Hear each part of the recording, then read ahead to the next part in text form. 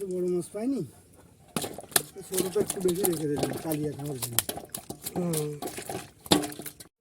বাংলাদেশের দক্ষিণ অঞ্চল খুলনা, আর এখানকার প্রায় প্রতি বাড়িতেই রয়েছে ছোট বড় চিংড়ি মাছের ঘের সহ অন্যান্য সাদা মাছও চাষ করা হয়। মাছের কালিয়া রান্নার জন্য ঘের থেকে কিছু মাছ ধরে নিচ্ছি।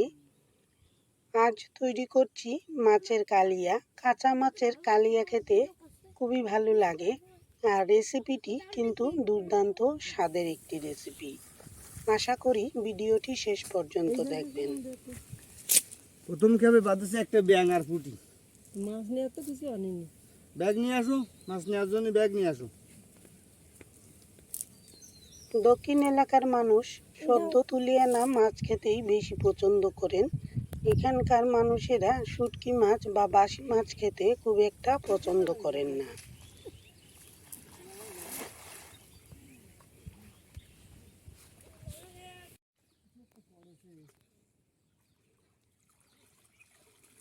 বিভিন্ন ধরনের মাছ রয়েছে, চিংড়ি, কাঁকড়া, সাদা মাছ সহ ছোট বড় অনেক রকমের মাছ। তবে মাছ সব সময় পাওয়া যায় না, ঘাসের কারণে মাছগুলো লুকিয়ে থাকে। সব দিন বড় মাছ খুঁজেও পাওয়া যায় না। মাছের কালিয়া তৈরির জন্য বড় মাছ হলে অনেক বেশি টেস্ট হয়, তবে আজ বড় মাছের কোনো দেখা নেই। ছোট ছোট অনেকগুলো মাছ পাওয়া যাচ্ছে, এই দিয়েই সম্ভবত রেসিপিটি তৈরি করব। অনেকবার জাল খেপানোর পরও বড় মাছ পাইনি। ছোট ছোট 1 কেজিরও কম মাছগুলো পেয়েছি, আর মাছগুলো রুই, কাতলা, বেশিরভাগ মৃগেলের বাচ্চা।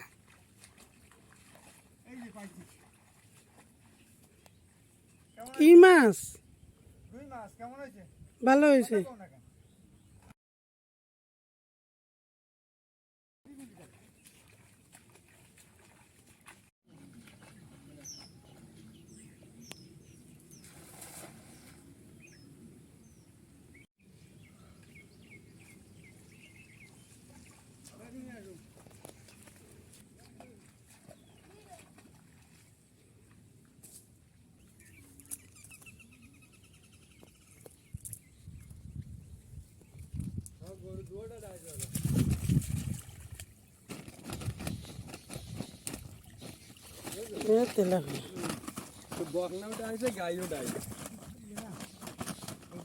বকনা আগেরটা?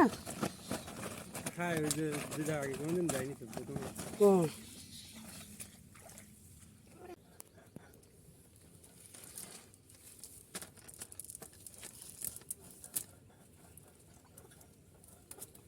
তো বড় মাছ পাইনি, ছোটটা একটু বেশি রেখে দেবেন কালিয়া খাওয়ার জন্য। যতগুলো মাছ পাওয়া গেল তার মধ্যে 3-4টি রুই মাছের বাচ্চা রয়েছে, আর সেগুলো দিয়েই মাছের কালিয়া তৈরি করছি।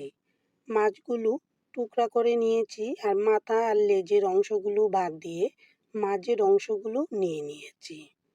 কাঁচা মাছের কালিয়া তৈরির জন্য গন্ধরাজ লেবুর 2টি টুকরা নিয়েছি। শুরুতেই লেবুর রস দিয়ে মাছে লবণ হলুদ মাখিয়ে ভালো করে রেখে দিয়েছি প্রায় 10 থেকে 15 মিনিটের জন্য। কাঁচা মাছের কালিয়া রাঁধতে গেলে মাছের একটা কাঁচা গন্ধ থাকে, সেই ক্ষেত্রে লেবুর রস মিশিয়ে রেখে দিলে তাহলে মাছের কাঁচা গন্ধটা থাকে না, আর রান্নাটা খেতেও ভালো লাগে। 20 মিনিট পর ফিরে এলাম। এবার কড়াইতে 4 টেবিল চামচ তেল দিয়েছি। মাছের পরিমাণ বুঝে তেলের পরিমাণ দিয়েছি কয়েকটি তেজপাতা, কালো জিরা, সেই সাথে বাটা মশলার মধ্যে রয়েছে জিরা, ধনিয়া, শুকনো মরিচ বাটা একসাথে দিয়ে দিলাম, আর পরিমাণ মতো লবণ হলুদ।